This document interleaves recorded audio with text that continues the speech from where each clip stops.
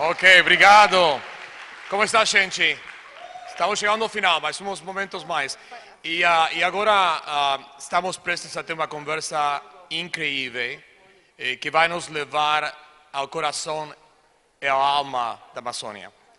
Vamos ouvir as histórias de duas mulheres extraordinárias que transformaram suas trajetórias marcantes em movimentos globais. Xuma Xipaya, ela é uma pioneira. A primeira cacica do povo Xipaya, no Médio Xingu, fundadora do Instituto Xuma, é protagonista e coprodutora ao lado do Leonardo DiCaprio, você escutou o nome dele? Do novo documentário Yanuni. Vamos escutar mais disso no momento. Sua vida inteira é uma história de coragem.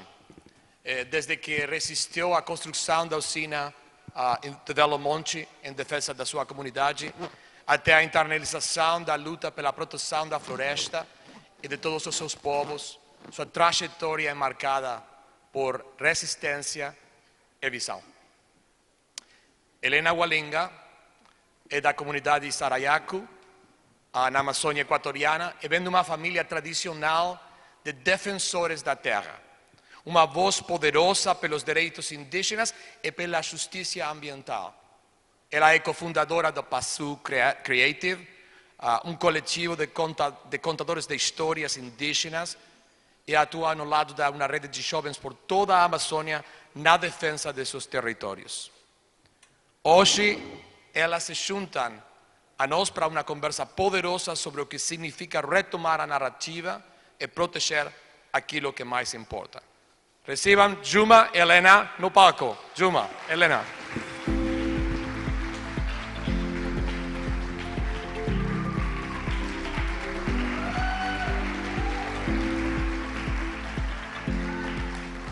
Ok. Vamos. Ok, bom. Nós vamos fazer isso. Parte em espanhol, parte em português, mas a maioria em portunhol. Tá bem? Tá bem? Ok. Xuma, você começou resistindo à usina de Belo Monte com apenas 13 anos? 13 anos. E hoje é a primeira cacica no povo, é fundadora do Instituto Xuma. Você pode nos levar de volta àquele momento quando você percebeu que a sua sobrevivência e sua voz estavam diretamente ligadas à defesa da floresta e à cultura do seu povo?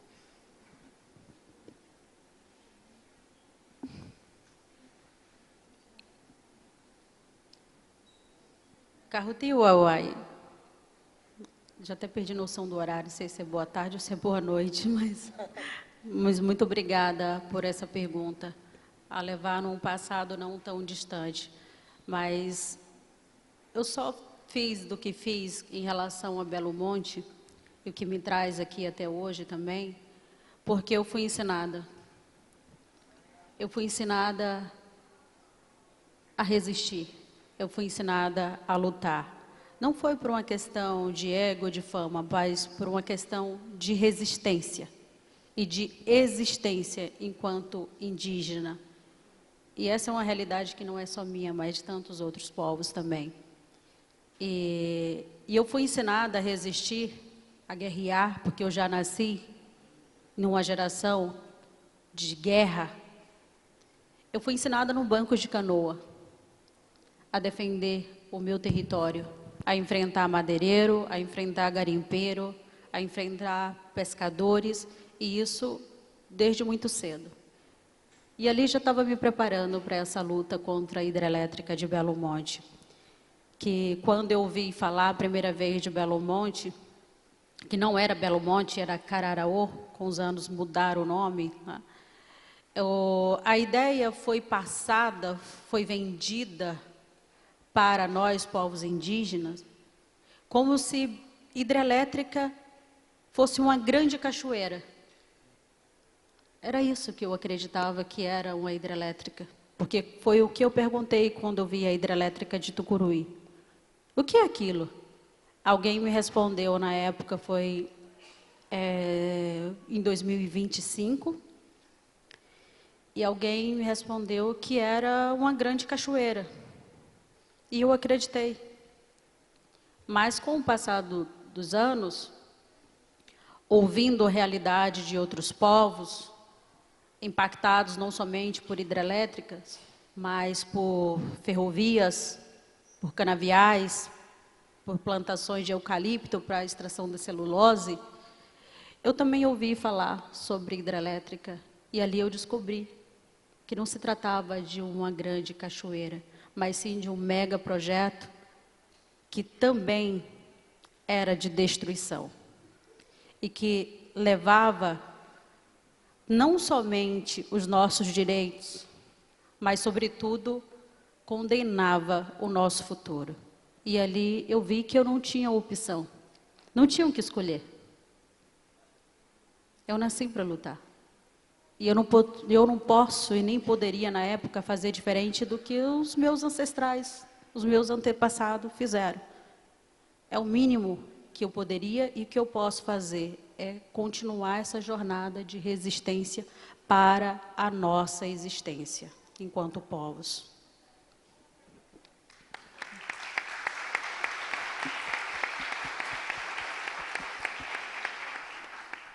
La próxima pregunta vamos a hacerla en español, si está bien con ustedes, pero me estoy olvidando en español. No. 5 días no Brasil, eu esqueci español. Elena, vos creciste en una familia que ayudó a liderar la resistencia, especialmente contra la exploración petrolera. Una lucha que, como veníamos hablando antes, marcó tu vida, moldeó tu activismo en una temprana edad, pero más recientemente vos te has centrado mucho en los impactos de la minería en Amazonas. ¿Qué te hizo cambiar el enfoque? Contanos un poco.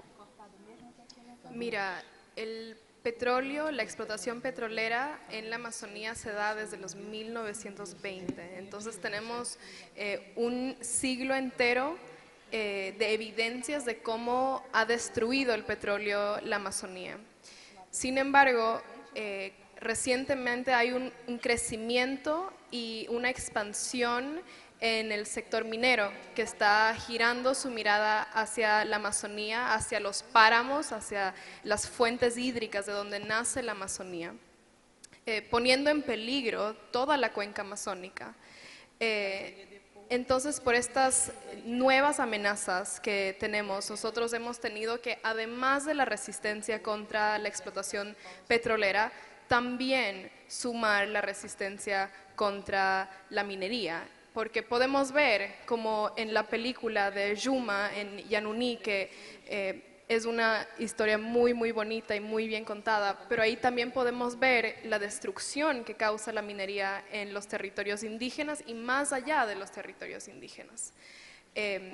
Y de nuevo sobrecae esa responsabilidad en nosotros en proteger los territorios, en proteger los derechos de los pueblos indígenas. Existe la minería ilegal, existe la minería legalizada, pero todo tipo de minería causa destrucción y causa muerte en nuestros territorios. Entonces, para nosotros es importante mostrar eso, mostrar que cuando vienen a nuestros territorios lo que traen es destrucción y lo que traen es muerte a nuestros territorios. Eso no significa que las amenazas de las petroleras hayan frenado. De hecho, ahora hay una expansión de la frente petrolera muy fuerte, no solamente en el Ecuador, pero en toda la región, incluso aquí en Brasil. Y creo que nosotros podemos servir como testimonio de lo que ha causado la extracción petrolera en la Amazonía. Porque permitir la explotación en un ecosistema tan clave y tan crucial y tan vulnerable como es la Amazonía, no podemos permitirlo. Entonces tenemos estas varias amenazas en nuestros territorios ahorita que tenemos que enfrentar los pueblos indígenas. Muito bom, sim.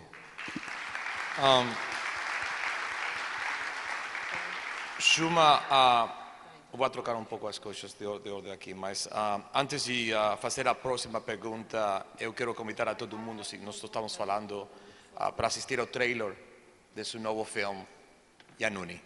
Podemos passar isso, por favor?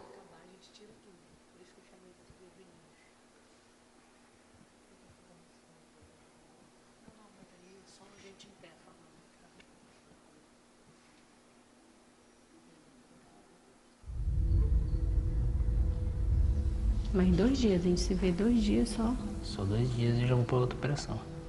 Eu também vou para outra reunião. Estamos em guerra há muito tempo.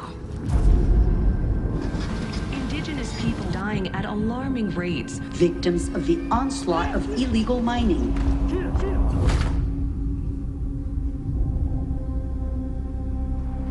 Vocês não sabem o que é perder um filho. Vocês não sabem o que é ter casa invadida. Vocês não sabem o que é ser expulso de terras. Vocês não sabem.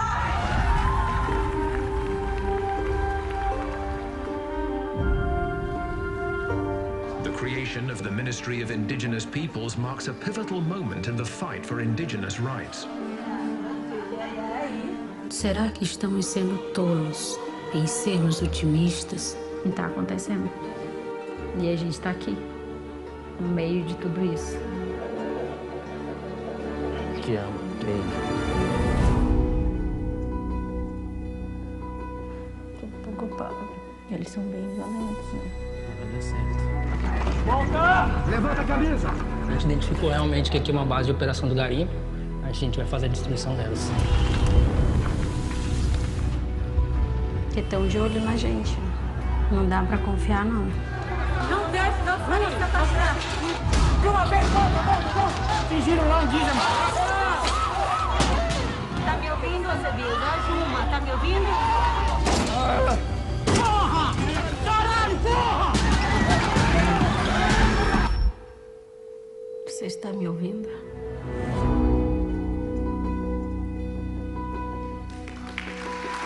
Uau! Parabéns, parabéns.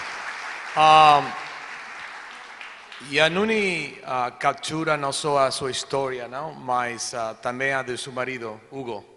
Não? Eu acho que ele está aqui, mas Hugo é um agente ambiental que lidera as operações de fiscalização do IBAMA, da Agência de Proteção Ambiental do Brasil, e que esteve ao seu lado sempre, em batalhas políticas, operações em campo e também em momentos personais que marcaram a sua vida. E eu acho que Hugo está aqui, não? Está aí, ok. So, Hugo, isso.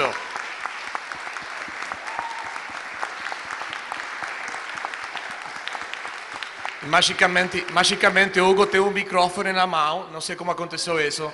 Tudo isso, nada preparado. Mas, Hugo, se posso perguntar para você, como foi viver essa jornada lado a lado com sua mulher? Boa tarde. Queria primeiro cumprimentar o Rodrigo aqui, o presidente do IBAMA. Agradecer muito a ele aqui, pô, um grande parceiro aí. Me ajudou muito, ajuda muito a gente. Todos os servidores são muito orgulhosos de ter o senhor lá à nossa frente. Muito obrigado. Para mim também é um privilégio poder trabalhar ao lado da minha esposa. É uma pessoa que eu admiro, sempre admirei muito. Tenho uma admiração muito grande por ela. E é interessante como nossas histórias elas se conectam de forma, por trajetórias muito diferentes, chegam ao mesmo ponto, né? Ela como uma liderança indígena, eu como um fiscal, né, atuando nas operações de fiscalização, mas unidos ali por um objetivo comum, que é a proteção da Amazônia, proteção do meio ambiente. E isso mostra que a principal, não a principal, mas é a principal forma de luta e de resistência ocorre através do amor. Então, é isso. Obrigado. Vocês são uma inspiração. Muito obrigado. Volvamos a Elena ahora y hablando, obrigado, hablando, falando. Ok, Elena, ahora hablando del impacto en el escenario mundial. Tú fuiste una voz clave en la campaña que resultó en el referéndum histórico en Ecuador en el 2023 para detener la extracción de petróleo en el Parque Nacional de Yasuní. uno de los mayores lugares de biodiversidad en el planeta. Pero casi 2 años después, aún existen muchas dudas sobre si el gobierno va a cumplir con lo prometido. Contame un poco, ¿qué tipo de acciones nacionales e internacionales pensás que son necesarias para que victorias como las del referéndum se traduzcan realmente en acciones para el largo plazo? Creo que aún, y aunque lo sigamos repitiendo, hace mucha falta mostrar y educar sobre por qué tenemos que proteger la Amazonía. Y lo segundo es, la COP30 es un punto crucial, porque aunque no se trate exclusivamente de la Amazonía, se celebra en la Amazonía. Y creo que es un momento en donde tenemos que aprovechar para presionar a los gobiernos y a los líderes mundiales, tanto sobre el caso Yasuní, como los otros planes que existen sobre la expansión petrolera dentro de la Amazonía, porque posee un riesgo inmenso a toda la región. Creo que otra cosa también, tenemos que entender que el petróleo tiene impactos múltiples. Generan carreteras inmensas dentro de la Amazonía que resulta en deforestación, atrae la minería ilegal y también provoca una violación de derechos de los pueblos indígenas, y las emisiones derivadas de la explotación petrolera también van a resultar en un agravamiento del cambio climático que ya estamos viviendo en todo el mundo prácticamente ahora, que ya es una realidad. Entonces, tenemos esta gran responsabilidad de asegurarnos de que no haya una expansión petrolera aún más, y también mirar hacia lugares como el Yasuní, en donde estamos buscando detener la extracción permanentemente y empezar a ecologizar y empezar a reforestar nuestros territorios. Excelente. Ok, agora quero fazer uma pergunta final para as duas. Se vocês tivessem 60 segundos para falar diretamente com os líderes mundiais que virão a Belém para o COP30, incluindo os que estão aqui hoje e os que nos assistem online, o que vocês diriam sobre a Amazônia? O que precisa acontecer agora para proteger a floresta e respeitar quem vive nela? Você quer começar, João?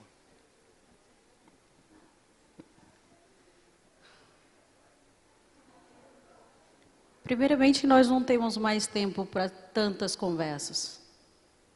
A mudança, ela é imediata, ela tem que ser agora. E ela não vai acontecer se os grandes líderes não escutar a voz de quem protege a floresta, que é a voz dos povos.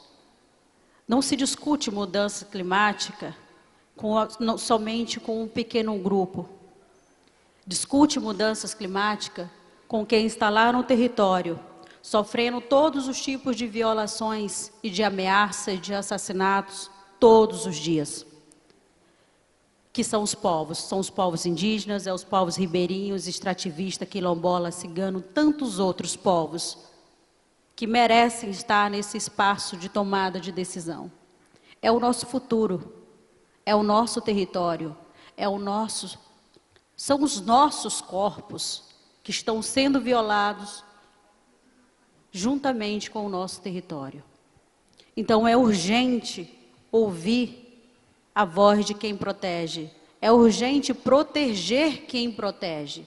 Porque hoje nós temos pessoas, não somente no silenciamento forçado, mas pessoas que estão sendo assassinadas, retiradas dos seus territórios por conta de grandes mineradoras, por conta de grandes problemas. Nós não precisamos de mais acordos. Nós precisamos que os acordos já firmados sejam cumpridos. Nós precisamos ser enxergados dentro desse processo, sair da invisibilidade que nos colocaram a todos esses séculos. É preciso que os governantes enxerguem, parem de nos chamar de comunidades vulneráveis. Eu não aceito esse termo. Nós não somos vulneráveis. Nos colocaram em um estado de vulnerabilidade. Tornar os nossos territórios vulneráveis. Porque quando não chegam com grandes empreendimentos, chegam por meio da cooptação, chega por meio do silenciamento forçado, seja por meio de dividir os povos para conquistar o nosso espaço. Isso não é de hoje. Então, precisamos de menos fala e de mais ação. Precisamos de mais povos, de diversidade de povos na negociação, nas tomadas de decisões com relação às mudanças climáticas. E não é somente mudança climática. Hoje nós estamos numa fase de adaptação. E eu finalizo, a floresta ela já está se adaptando há muitos anos à crise climática. Ela não precisa de nós. Agora nós precisamos aprender com a floresta a nos adaptar a esses dias tão extremos que estão chegando e que chegarão cada vez mais violento. E não adianta colocar a culpa que é a força da natureza. É a ignorância humana. Essa é a resposta. E a resposta para a mudança somos nós, são os povos, são aqueles que protegem, são aqueles que sustentam a queda do céu.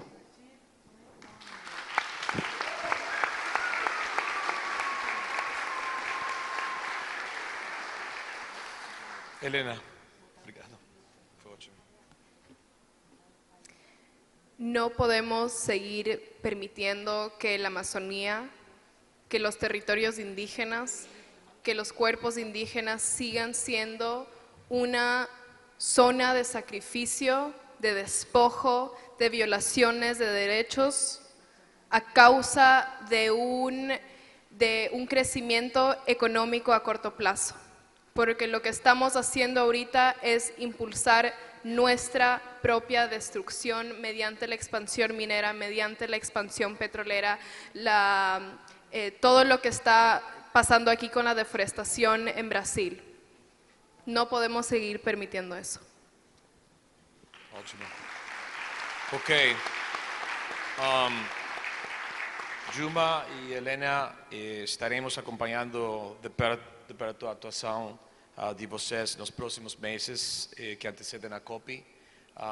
Eu queria agradecer muito pelo tempo e sua sabedoria também aqui hoje. Vou dar forte aplauso para elas.